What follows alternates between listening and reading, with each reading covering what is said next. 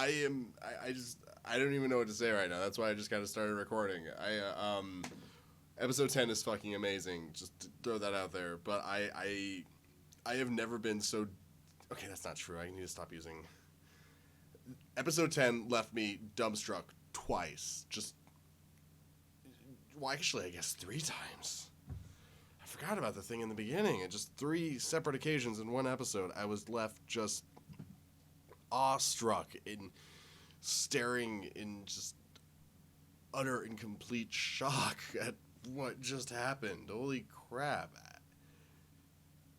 I've been saying it, and I'm just going to keep saying it. Jessica Jones is the best episodic thing ever made by humans, as far as I'm concerned.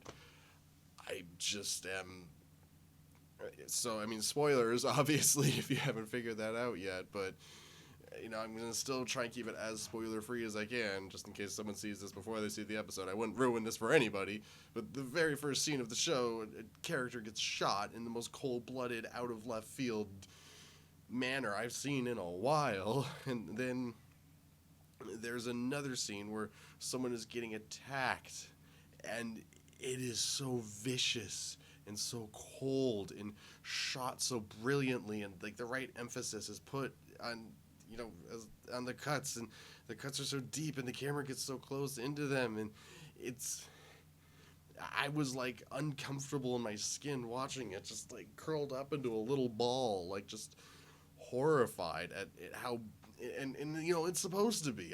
I'm complimenting it, that as I say that, like, as horrible and twisted as that sounds, like the horrible twisted thing I just witnessed and the vicious nature of it got me, and that kind of emotional reaction is what makes this show so good, because you can say it's too violent, you can say it's over the top, you could say that it's whatever it is you want to say it to try and knock it down, but the fact remains is this show has fucking balls. It has this premise, it has this villain that can do this thing, and this horrible, twisted, disturbing thing, and he uses it in the most horrible, twisted, disturbing ways you can imagine, and this show goes there, and it embraces it, and it loves every fucking second of it. And then another character dies at the end of the episode, and just I mean, I don't want to spoil that one. It was that one, like, if I had had a bucket of popcorn when the ending of this episode happened, I would have rained popcorn all over my room as I threw the can up in the air. I would have spit my Coke all over my computer screens. I got 2 because I'm awesome. It was just that, like...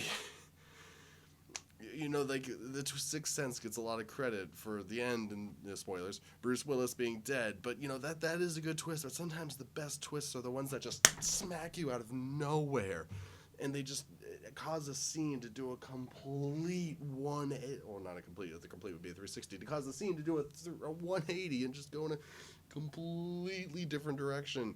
Or I guess maybe that'd be 90 degrees, because 180 would, if it's going and it's going back. So yeah, a 90s, like a 90 degree. Why am I thinking about that so much? Like, this is, and then all of that is without even talking about the...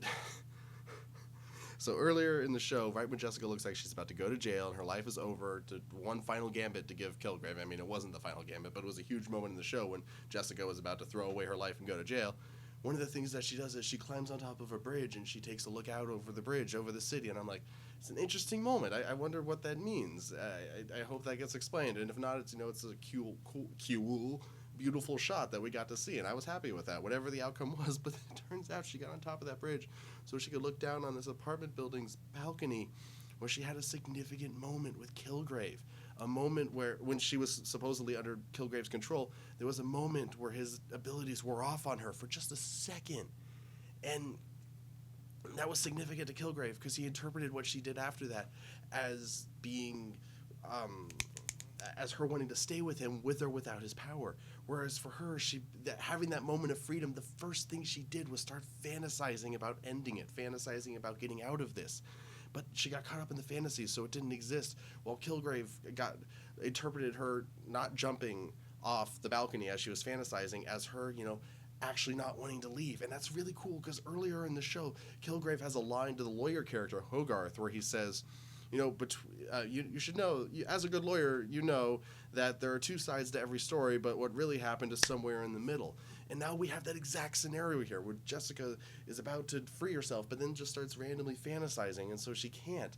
And her interpreting that as her just missing her opportunity, whereas Kilgrave is interpreting that as her not wanting to really leave, and maybe the truth is somewhere in the middle. Maybe this whole thing with Kilgrave is a little more complicated than it seems. I'm not saying that Jessica wants to stay with the rapist, not by any means, but there are Stockholm syndrome, I think it is. Yeah, Stockholm syndrome, where you gain a certain affinity or a certain takenness with your captor as you are being held captive. And that's just more layers.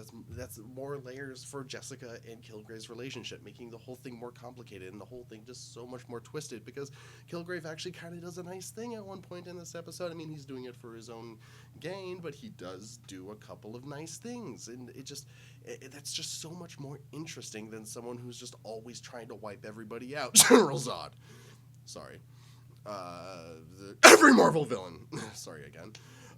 But yeah, episode 10 made me uncomfortable in my skin, and I actually looked away from the screen. I can't remember the last time something I liked forced me to look away from the screen for a minute.